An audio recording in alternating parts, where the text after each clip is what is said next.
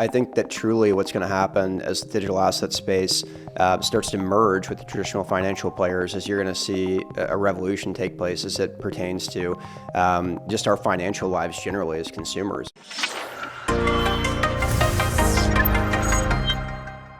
This episode is brought to you by Trezor. Trezor makes beautifully crafted hardware wallets that allow you to easily and safely store your crypto assets. Trezor's been in the game for a very long time. Since 2013, they were the pioneers of hardware wallets and the seed phrase setup, and their hardware wallets are open source. In fact, my favorite is the Trezor Safe 5. It's a beautifully designed and easy to use hardware wallet, guys, and it's my go-to. And they support a variety of coins. All your top crypto tokens, your Bitcoins, your XRP, Ethereum, Solana, and much more. And even new coins, even BlackRock's BUIDL token. So they support coins on the institutional side where you have tokenization of different assets and much more. And they even offer a great service that helps you to get your Trezor device set up. You get one-on-one customer support from their team, so you can check that out as well. So once again, I'm a big fan of this hardware wallet. So if you'd like to learn more, visit the link in the description. Hey everybody, Tony here. We are down at Station 3 in New York's Financial District. And my guest today is Bo Hines, who's the Executive Director of the Presidential Council of Advisors for Digital Assets. Bo, great to have you. It's great to be here. Thanks for having me. Bo, you are on the forefront working with David Sachs and the president on crypto policy and different initiatives. I have lots of questions for you, but I'd love to start with your background. Where'd you grow up? What did you want to be when you were growing up? Oh, that's a good question. No one's asked me that over the course of the last 2 months, in all honesty. So I grew up in Charlotte, North Carolina, to an entrepreneurial family. My parents actually grew up as farmers in rural Indiana. My dad grew up in the northern part of the state, and my mom grew up in the southern part of Indiana. But he started a licensing apparel company in which they consolidated a lot of the NASCAR licenses, which brought him originally to North Carolina. So I like to claim I'm the only true-born North Carolinian in my family. My sister was also born in Indianapolis. So I think that just coming from a family with an entrepreneurial spirit really shaped who I was and what I wanted to do. But with that being said, I did the two things I think that my dad probably wasn't as fond of, which is one, becoming a lawyer, and two, a politician, a non-practicing lawyer, I should say. But in the grand scheme of things, very close-knit family. We all live very close by. I actually live in the same neighborhood as my parents in Charlotte. Oh, wow. And that's really helpful as I have a 6.5-month-old now. My Congrats. wife and I do, little Robert Theodore. But I think that for me, I'd always been fascinated just by how the business world, intertwined with politicians and regulators, and how government could really, play an instrumental role in creating an environment which would allow people to thrive and or stifle innovation. And I think that in this space, obviously, with digital assets, we've seen a government regime that has stifled innovation in the space for quite some time, really over the last decade and a half. Moreover, under the Biden regulatory regime, specifically in the last 4 years, we've seen folks in this industry be victims of lawfare and just unfair regulation practices generally. And so that's something that we're extremely excited to fix under the leadership of President Trump and our AI and cryptos, our David Sachs. We feel like we're well on our way of doing that. Yeah, what a complete change, a complete 180 from what was happening over the past 4 years. As someone who is interviewing entrepreneurs and innovators and people who were just looking to build technology and they didn't have any political agenda, but they were getting attacked politically from different angles, and it's just night and day compared to what was going on. For sure, yeah. Yeah. Now, I wanted to go back to your background because I read that you played football, and tell us a bit about that, and also if the universe had changed your path, where, what NFL team would you want to play for? Oh, man. Well, football was a big part of my life growing up. My dad played, he had a brief stint with the Detroit Lions, which, that became my team, which was a very painful childhood for most of my life as a Detroit Lions football fan. I remember the 0-16 years, and it's great to see how they've turned the ship around there. But my dad was a football coach to me my entire life growing up, coached me all the way through high school. And, I had the opportunity to play football at North Carolina State on scholarship, and I took that opportunity. I had a very successful freshman campaign there as a receiver, and it made it easier. I had a phenomenal quarterback in Jacoby Brissett, who's still playing in the NFL today.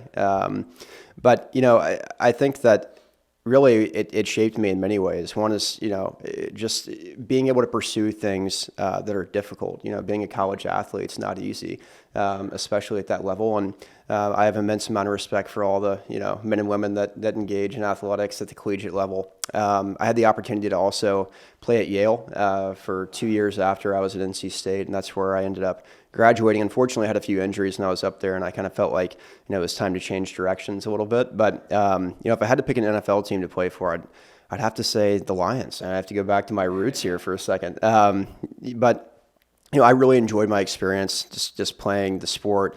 I mean, you're able to build just a sense of camaraderie, learn how to work with a team, do things that are challenging with other people. And I think that, you can use a lot of those same principles and apply those to anything you're doing in life. Is that what kind of made you go into politics? Because you have to work for the people, essentially. For sure. I think one thing that's unique about, college athletics generally is in a locker room, you have people that come from all different diverse backgrounds and walks of life. And you have to figure out how to become friends with these folks, learn what their stories are, what their perspectives are, and really just work together as one unit. And I think that, if we could do more of that in politics, we'd be a lot better off as a country.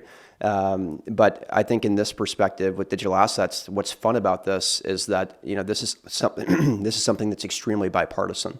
It's so important for our country to be at the forefront of digital technological innovation and, really be the leader of the globe in this space as we attempt to revolutionize the financial marketplace forever. So Bo, take us behind the curtain. What's it been like working with David Sacks and the president? And maybe take us, what does your day-to-day look like and what are you working on? Well, first and foremost, I just have to say that David is an unbelievably brilliant human being. And obviously, he's demonstrated his immense success in the private sector, in the VC world, and all the projects that he's been a part of. But we're just, unbelievably thankful to have him in the White House. And I think the president made a phenomenal choice as it relates to someone that could deal with both crypto and AI, as he, understands both spaces truly in and out. But he's just phenomenal to work with. He takes a lot of those same principles that I described in terms of working with teams and developing folks and putting them in the right positions that you see in athletics, right? But that's just a testament to his leadership skills, whether it be in the business community or now, with these political principles applied. I don't see it being any different. We work hand in glove together on all of these issues as it relates to crypto.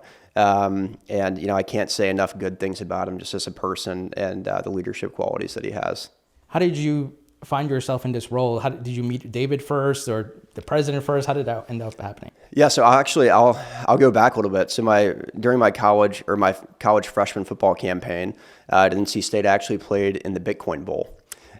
Which sparked my interest in cryptocurrency. I ended up buying my first Bitcoin shortly thereafter and became a pretty avid trader across multiple ecosystems back when it was a lot less couth, to say the least.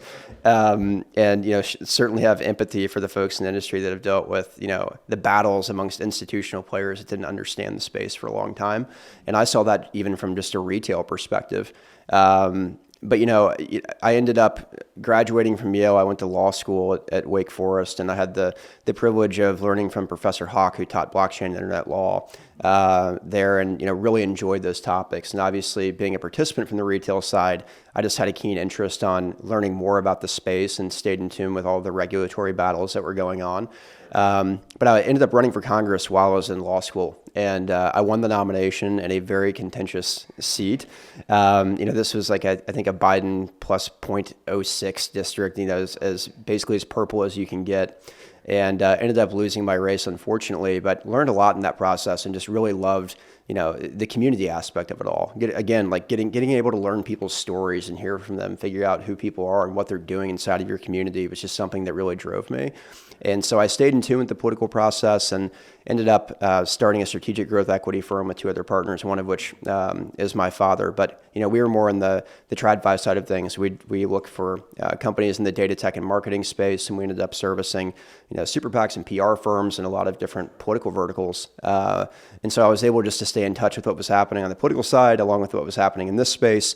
And, the president endorsed me in my first congressional race. So I had that connection there. But after his mandate of a victory in this past November, I found myself down in transition, and we were talking about what are we going to do with digital assets. We know how important this is for our country. We know it's a priority for the president.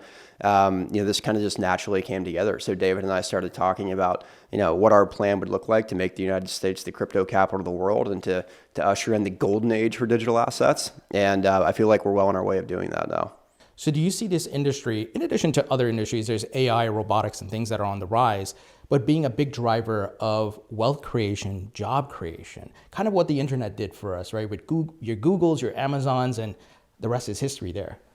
Oh, I think absolutely. I think that truly what's going to happen as the digital asset space starts to merge with the traditional financial players is you're going to see a revolution take place as it pertains to just our financial lives generally as consumers. So we talk about stable coins and what that's going to do to payment rails in terms of making things more expeditious. You can get even farther and more broad when you start talking about just security tokenization generally and the way that things can move. I think that I was asked about this morning at a conference that I spoke at. Will my son see the same financial system that I grew up in? And the answer to that is absolutely not. And, that's a credit to really what this industry has done over the course of the last decade in the midst of headwinds. Now we have tailwinds, and I think we have the ability to make monumental changes, but it's going to be, we have a very unique opportunity and time to do that. And I think that we need to capitalize on it and move very quickly, which I think the president and David both recognize, and that's why we're pushing so hard. I heard President Trump, I think it was at the White House Crypto Summit, he said he wants Congress to have the market structure and stablecoin bills on his desk before the August recess. Is that possible? You think Congress can move and get this done? It's more than possible. I think it would be, just a derelict of duty from my perspective in my office if we don't get both of those things on his desk before August recess. And you know what? I'm super thankful for the leadership that we have in both chambers on the Hill right now as well, because I think that was something that was missed on a lot of folks just, in industry and beyond was when they came together with David and announced the bicameral working group on digital assets between the chambers at the beginning of this Congress. I think that was just a monumental step towards really this industry maturing and being recognized as the legitimate player that it is in financial systems more generally. This is the first time that the chambers had come together and said, we're going to make sure that we pass meaningful legislation as it relates to this space. And now they're moving expeditiously to do that. So, with stablecoins, you saw that we had an 18-6 bipartisan vote out of the Senate Banking Committee with the Genius Act. That's incredible to see. And it just shows you, the will that Congress has to get this stuff done. And then obviously the House introduced their bill this past week, and they're going up into markups this week there. So, I feel like they're moving along expeditiously as we could have hoped. And, our job is to just, continue to provide support and usher that process along. But, I'm so confident in the leaders that we have, whether it's Chairman Hill or Chairman Scott, Subcommittee Chair, Brian Stile, and a lot of these other members have just done so much for the space. And I'd be remiss not to mention Senator Lummis as well, and Senator Haggerty, who are working diligently to make sure that the president's wishes are met.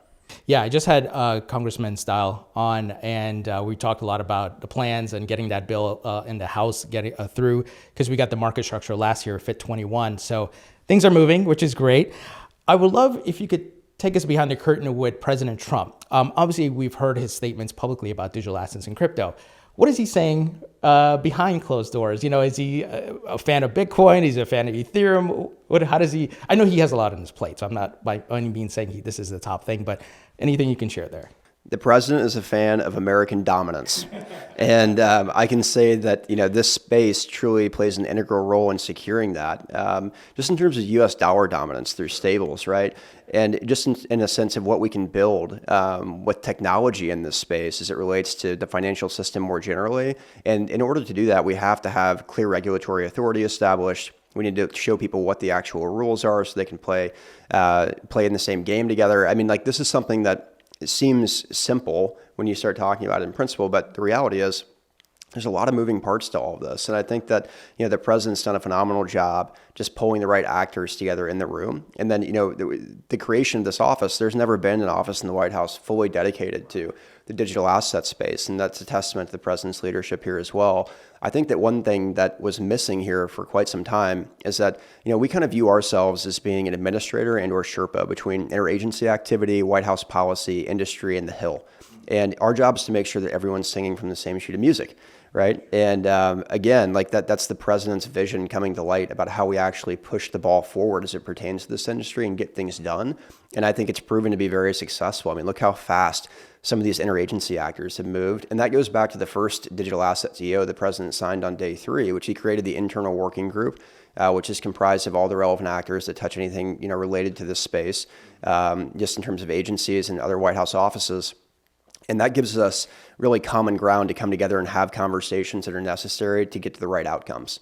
And part of my job too, and what I've done over the course of the last few months, is just take on as many meetings with industry as I possibly can. I'm very keen on the idea that industry does know best. I mean, these folks live, breathe, and sleep this every day, and they've all faced a unique set of challenges, whether they're Goliaths in the space or whether they're startups. We want to hear from everybody. That allows us to basically garner information and translate that information to something that's digestible and palatable for other folks to receive that maybe don't interact with the space as much or don't understand why this is so important. And so we've really taken that upon ourselves in our office to do that. And I think that we're so far we've been successful. Oh, for sure. Yeah. A lot of progress made, a lot of promises kept, which is really great.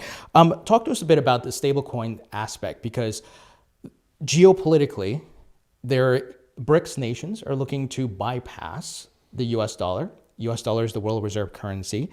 And China has been declining in its buying of treasury bonds, but stablecoin issuers are on the rise and holding those treasuries. What role will US dollar-backed stablecoins, play in help preserving the reserve currency status? It's instrumental. I think the reality that folks have to understand is that actors in other countries or citizens of other nations still want U.S. dollars, right? And stablecoins provides a pathway for them to achieve that, whether it's to hedge against inflation in their own countries, or just to feel financially secure enough with a dollar system that is used throughout the rest of the globe, right? So it gives them the ability to engage in payments and services that they might otherwise not have access to. So I mean, I think that it plays a huge part of that, just in terms of securing U.S. dollar dominance for decades to come. We'll get through the stablecoin legislation very successfully. I know that both chambers have introduced legislation. I think they're about 90% similar. So, I mean, as we start working through this in conference or however they decide to do it procedurally, I think that we'll end up getting this on the president's desk in short order and ensuring that everything that I've described can become a reality. For sure. Now, from a macro perspective, it feels like we're living in the fourth industrial revolution, and we've had ones where the combustion engine, electricity, light bulb, and all these things came to fruition, and it changed the world, right? You go back to the early 1900s. We have the internet, AI, robotics, and on top of the internet, blockchain and crypto. Is the administration or the federal government as a whole looking at it that way? This is the start of the next industrial revolution and potential economic boom. I mean, I certainly think that we are, in our office and the administration is. The president certainly is, and that, hence why he's set this up the way that he has. But I think that people don't really fully recognize yet the way this is going to impact their lives on a day-to-day basis in terms of how they interact with the financial system and how they interact with their own finances. I mean, just their ability in terms of expeditious payments and a frictionless environment in which you're not waiting on an intermediary to do certain things for you in the way that you move money or interchange services and goods. I mean, that's a big step. And it's something that I don't think most people recognize is on the horizon, but it certainly is. And I think what's unique about this, and you've kind of pointed this out in your question, is that the financial systems themselves have been archaic in nature, right? So we've seen the internet boom and all the things that have come from that, and the way that people communicate, whether it be through social media channels, whether it be through chat services, all of that good stuff. But one thing that hasn't changed really is the way that we move money. I think that there has been hesitancy in the past. I think part of that was really just due to lack of understanding. And one thing that's been really exciting for me is that the TradFi players are extremely curious about what's going on here now. It's not like they're attempting to throw up roadblocks or hurdles. I think they really just want to be on the forefront of institutional adoption on their side. And that's another thing just to point out too. Like, we can get stablecoin and market structure legislation through, and that's fantastic. These are really, really, truly meaningful pieces of legislation. But we also have to mend the gap between digital asset firms and institutional banking firms, so that they're actually integrating these services and technologies in a way that benefits the everyday American. And I think that'll be the next step that we take as soon as we get through this, interagency rulemaking process and clearing the decks of basically eradicating anything that undergirded the Operation Choke Point 2.0 and all of that good stuff. Then it'll be about building the bridge, right? And helping, even some of the traditional players understand ways that they can plug in these technologies to make the lives of their consumers easier.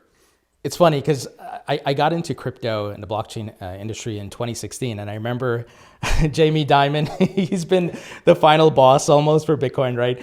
But even he has capitulated. JP Morgan is using blockchain tech. Now you have all of Wall Street, like you mentioned, TradFi. They're now building with the technology. I think Larry Fink just yesterday put out his annual letter to investors talking about we need to put stocks and bonds on the blockchain and democratize investing. So it seems they've given up their initial knee-jerk reaction of it sucks, this is a scam. Oh, wait, this is the future. We need to build. Yeah, no, I think that's right. I think that they've recognized how powerful these tools are. I mean, look, with blockchain technology, just being able to understand like asset origination is huge, and then also being able to trace that asset as it moves across chain is phenomenally helpful for a lot of people. And this goes beyond just the way that tokens move. I mean, when we start talking about tokenization of securities and being able to put things on chain to permit that transparency, I mean, this is a huge step in terms of just power for the consumer and people to interact with finance on a day-to-day basis, which is basically everybody in some capacity. And I think that the traditional players understand that now is the time for us to move forward on the technological side and start accepting some of these innovations that clearly will end up ruling the day, regardless of whether it's here or somewhere else. And that's why we're so keen on creating a regulatory environment that allows the United States to be not only just the crypto capital of the world, but the innovation capital of the world as it pertains to digital financial technologies as well. Now, you mentioned whether it happens here or somewhere else. With President Trump's shift in tone towards the crypto industry, we're seeing some companies saying, hey, we're coming back. We're coming back to the United States. We left because we were scared, in the past administration. Talk to us about that. Are you guys tracking that? Like how much capital is coming back in, how many businesses are coming back in and things like that? I think we have blinders on right now because we understand what our mission is. And we just want to make sure that we actually deliver on the president's promise, which is to make this, the most crypto friendly country in the world. And, my message to the folks that have gone offshore is welcome home. I mean, we're going to deliver on the president's promises that he made in the campaign trail. And I think that we've illustrated just in the first 2 months, what we've been able to accomplish is pretty drastic, but there's still a lot of work to do with the legislative priorities. I'll talk about the first digital assets executive order just briefly because it outlined, some pretty specific landmarks I think that people should pay attention to. Two of which have passed. One of which was the 30-day landmark, which required agencies and White House offices, a part of that internal working group, to do a review or audit of anything they touched related to the digital asset space. And the 60-day landmark compelled the same actors to provide a list of recommendations, things that they could do inside of their agencies or offices to make this a better regulatory environment for innovators in the space. Our job in this office is basically compile these recommendations and build out a comprehensive report for the president about how we actually achieve the goals that we've set out to achieve. And, that 120-day landmark is fast approaching, and we're well on our way of developing that report. In the meantime, you have, phenomenal actors at these agencies already with like Hester at the SEC, who's just doing phenomenal work there. We have Brian incoming at the CFTC, with Secretary Lutnick at Commerce and Secretary Besson at Treasury.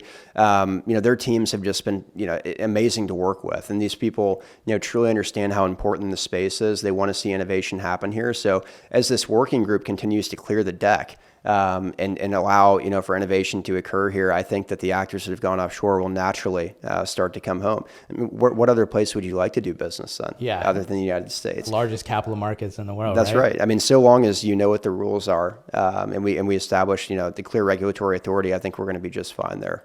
Oh, for sure.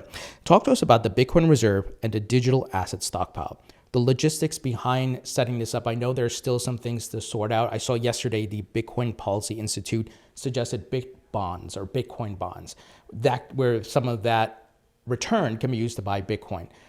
Where's that at, this whole thing? Well, I think that let's talk about the strategic Bitcoin Reserve executive order, because I think this outlines, pretty much what our thinking was here. And, first and foremost, we view Bitcoin as being unique. It's a commodity, not a security. It has the immaculate conception, as David likes to say, meaning that there is no issuer, and it has intrinsic stored value, right? So we look at these things and say, okay, we want to recognize it for what it is, which is being different. But we also want to recognize what's happening in a lot of these other ecosystems in this space because it's also fantastic. And so we had the strategic Bitcoin reserve, we had the digital assets national stockpile, giving credence to everything else going on, but also making sure that we separate Bitcoin because it is very different. We view Bitcoin as digital gold, and I've been, very clear about that. And so the question I get asked, by a lot of journalists is, well, how much Bitcoin do you want? I'm like, well, that's like asking us, how much gold do we want? We want as much as we can get as a country, so long as we acquire it in budget neutral ways that don't cost the taxpayer a dime. But one thing I'd like to point out too about this administration is that I think it's really just welcoming to and exciting that we have a president that's finally working to accumulate assets for the American people rather than take assets away from them. But it also, with the SPR, it recognizes the value of what Bitcoin is and how it can be harnessed for the American people. I mean, look, there's a finite number of Bitcoin. We all know that. And I think that there will end up being a race in order to accumulate as much as you can get between other countries as well. I mean, look, people recognize this and people are smart in other places around the world. But we feel like with the internal working group and the folks, the president likes to say we have a lot of high IQ people in the room. I think we're going to find the best ways to accumulate as much as we can get in those budget neutral, ways that don't cost the taxpayer a dime. There's a lot of ideas out there. Senator Lemus has her own in the Bitcoin Act of 2025, which is revaluing the gold certificates and realizing, basically the gains from those to purchase more Bitcoin. But at the end of the day, we're going to sort through all of these ideas and make sure that we enact the best ones. And we're in the process of doing that, but we'll probably have a lot more to say about that in short order. Dumb question for you. If you're able to find a way, like you said, revenue neutral, where you don't use taxpayer dollars, do you need Congress or can the president sign an executive order? So these are things that we can do through interagency activity. So if you look at the Strategic Bitcoin Reserve, it basically tasks Secretary Letnick and Secretary Bessent and their teams with figuring out some ideas and ways in which we could do this. But we'll have that conversation more broadly with the rest of the working group members as well. That being said, we'd love to see the Strategic Bitcoin Reserve enshrined into law as well, which that's why we're thankful for Senator Lemus, everything she's doing there. We're thankful for what's happening in the House side as well. I know that there's two separate pieces of legislation. Both chambers are now attempting to do the same thing. And, look, it's the legislative process related to the SBR is in its infancy. So we'll see, at the end of the day, what these bills look like. But, we're just very happy to see the movement going on up on Capitol Hill because, it shows that they're willing to take the leadership role as it relates to digital assets and recognize, how important all of this stuff is. And that's a really good place to be. Question on the digital asset stockpile. This is just an idea I have. Would it make sense to ask these different players, maybe in the top 10 or top 20 as far as market cap, your foundation, donate some coins to the Digital Asset Foundation or Stockpile? Would donations be an avenue that you can? I mean, maybe I think that, everything will be on the table as we start to flesh out these ideas amongst the working group members. And I think that we'll hear a lot of, phenomenal ideas about how we could achieve these things. With the Digital Assets National Stockpile, it's treated a little bit differently because it allows the Secretary of Treasury to basically invest and or maneuver with these assets that is different than the reserve on the Bitcoin side. So, I'm sure Secretary Bessent certainly has a reputation for being very good in that space on Wall Street. I'm sure he'll apply those same principles as the Treasury Secretary as it relates to the stockpile as well. Yeah, I think it would make sense for some of these projects to donate some coins. You don't have to donate 10 million, but maybe, hey, start out with 500,000 coins, depending on the market cap and tokenomics and all that. But that'd be a good way. Support the United States and yada, yada. Certainly an interesting idea. With regards to the Bitcoin Reserve, from a macro perspective, and I'm a big student of history, are we at the next Bretton Woods, like kind of what happened after World War II with gold, where Bitcoin specifically is being inserted as a reserve and that could change the way money is backed, fiat currency is backed? I mean, maybe we'll see where it goes. I think that we're certainly at a pivotal point in history in which technology is changing the way that people think about asset classes. And, I think one thing that's different about Bitcoin than gold is that, we continually seem to find more gold. We just do. They've been talking about mining gold off of asteroids. Correct. I mean, we know how much Bitcoin exists. It's just a question of how quickly it's going to be mined, right? And, at the end of the day, I think that we need to be just cognizant of the fact that there is that limited supply that's out there, the finite supply. And as a country, we need to also understand that there is just a strategic long-term interest in accumulating as much as we can and doing it quickly before it becomes more expensive. Because I think that's naturally on the horizon, just given the principles that undergird it. The mining difficulty is going to increase around Bitcoin. And to your point, there's going to be a race to get this asset. Do you foresee the government possibly mining it's for Bitcoin itself, that the federal government owns a mining company or whatever? Maybe. I mean, look, if it can fall under the framework of budget neutral, right, then I think that all possibilities are on the table. And we'll certainly hear from the experts in the spaces about ways in which we could make something like that work. Not to say that we're pursuing that actively. I want to give the working group time to actually consider the best avenues for success as it relates to accumulation. And, we'll have those discussions openly and honestly amongst ourselves inside of that group. Oh, for sure. Question for you as far as government's usage of blockchain. Elon, for example, with his Doge initiative, has been talking about putting government spending on the blockchain. And we know with blockchain, more transparency, more real-time data and all these things. Are there talks amongst folks to integrate blockchain, whether it be voting or government spending or in different ways? Certainly. I mean, I think blockchain technology can, just as it can revolutionize what's happening in the private sector, it can revolutionize what's happening in the public sector as well in terms of how we trace, American taxpayer dollars and where they're actually going inside of government. I can think of many use cases. I'm sure that many folks in your audience could as well, in which we could actually lift the veil on what's happening with taxpayer money, right? And I don't think that that's, pie in the sky. I think it's something that can be implemented, pretty quickly. But, I know that Elon is an absolutely brilliant human being, and I'm sure that he's thinking about ways in which he can integrate this technology, like many others are as well in the private space.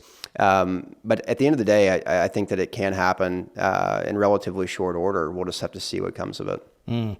Well, I can't wait for that day. I have a 7-year-old, so I'm hoping when she's an adult, she lives in a world driven by blockchain and more transparency, more efficiency, cheaper cost to move money and all these things, but she knows where her tax dollars are going. Well, how cool would it be in terms of asset origination if you could actually see where your tax dollars went, like your own personal tax dollars, right? So you see that you submit your payment or whatever to the IRS, you pay your taxes, and now all of a sudden you get to track on chain exactly where that stuff goes. I mean, that would be pretty fascinating indeed, wouldn't it?